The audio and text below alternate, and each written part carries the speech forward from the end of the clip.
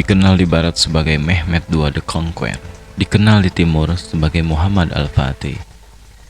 Dia merupakan salah satu sultan dinasti Turki Utsmani. Pada saat beliau memimpin, beliau telah meraih pencapaian besar yang tercatat dalam sejarah, menaklukkan Konstantinopel. Pencapaian besar ini bukan merupakan suatu kebetulan, akan tetapi hasil keyakinan, kesungguhan, persiapan, serta keimanan. Video ini akan menjelaskan kejeniusan Sultan Mehmed dalam taktik dan teknik militer, dan bagaimana beliau bisa mendapatkan julukan Muhammad Al-Fatih atau Mehmed the Conqueror. Dari usia muda, Muhammad Al-Fatih telah menunjukkan bakat kepemimpinannya, sedari menjadi gubernur di Amasya, dan menunjukkan minat yang luar biasa terhadap ilmu pengetahuan. Gurunya, Muhammad Syamsuddin bin Hamzah, telah mendidik sang sultan dari usia dini, mengajarkannya ilmu agama, ilmu pengetahuan, sejarah Islam, bahasa, serta akhlak dari Rasulullah SAW. Dia juga yang menginspirasi dan mendorong Muhammad Al-Fatih untuk menaklukkan Konstantinopel. Bagaimanapun juga, bukan perkara yang mudah untuk menjebol dinding Konstantinopel yang telah bertahan selama 1800 tahun dengan 23 penyerangan sebelumnya yang selalu gagal. Bahkan pasukan muslim di masa sebelumnya telah mencoba, namun gagal dikarenakan berbagai sebab. Apa yang membedakan Muhammad Al-Fatih dengan para pencoba sebelumnya, yaitu kejeniusan dalam persiapan strategi. Dia memulai dengan membuat surat perdamaian dengan Serbia, Hungaria, dan Bulgaria.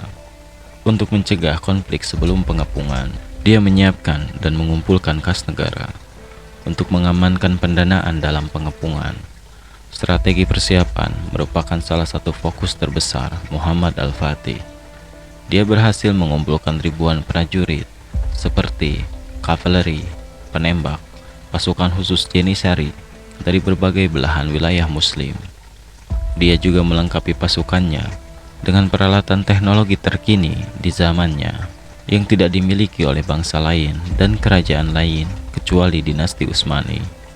Ini merupakan meriam raksasa yang akan merobohkan tembok Theodosian. Mehmed tidak mau mengambil risiko. Dia menggambar setiap strateginya dalam sebuah peta berdasarkan informasi yang dia dapatkan setiap beberapa hari, mengamati setiap titik lemah yang berpotensi menggagalkan setiap rencananya. Dia menganalisa setiap penyerangan terhadap Konstantinopel dan mempelajari setiap taktik yang digunakan oleh pencoba sebelumnya. Kebanyakan strategi yang dilakukan oleh penyerang sebelumnya menggunakan area darat untuk pengepungan Konstantinopel. Namun pihak Bizantium selalu tidak terdampak oleh hal tersebut.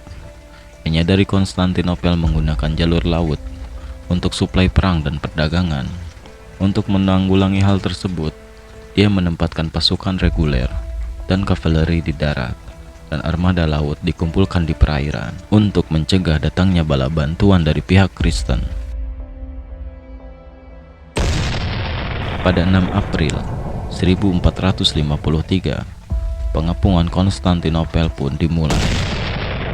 Serangan demi serangan, hantaman meriam secara masif ditembakkan, diarahkan ke tembok Theodosian, namun hanya berdampak kecil dengan membutuhkan waktu selama 3 jam untuk mengisi ulang peluru setiap meriam.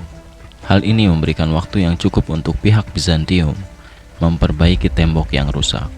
Serangan demi serangan yang dilakukan oleh infanteri Utsmani selalu digagalkan dan dipaksa mundur oleh pasukan bertahan Bizantium.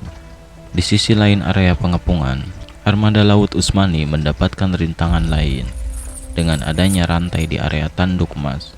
Hal ini membuat armada laut Utsmani mengalami kebuntuan dalam penyerangannya.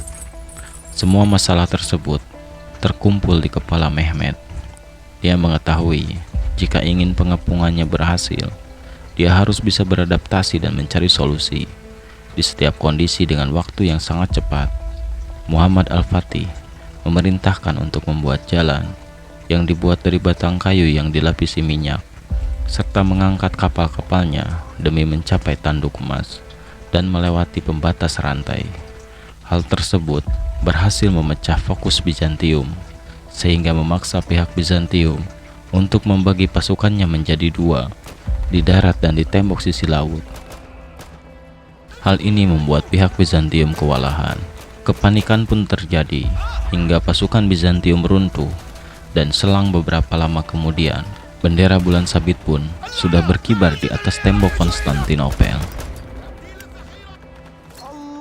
Akhirnya, setelah 53 hari pengepungan, pada 29 Mei 1453, Sultan Mehmed telah berhasil menaklukkan Konstantinopel.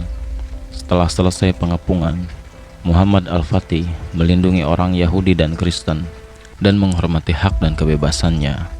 Dengan menaklukkan kota tersebut, Sultan telah membukakan jalan untuk masuknya Islam di wilayah Eropa yang berdampak terhadap dunia hingga saat ini.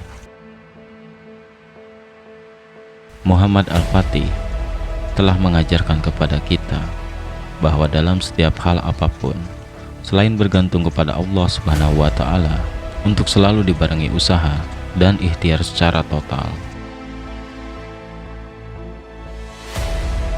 Semoga kita bisa belajar dari keberhasilannya, dan semoga Allah meridhoi setiap pejuang yang berjuang demi agamanya.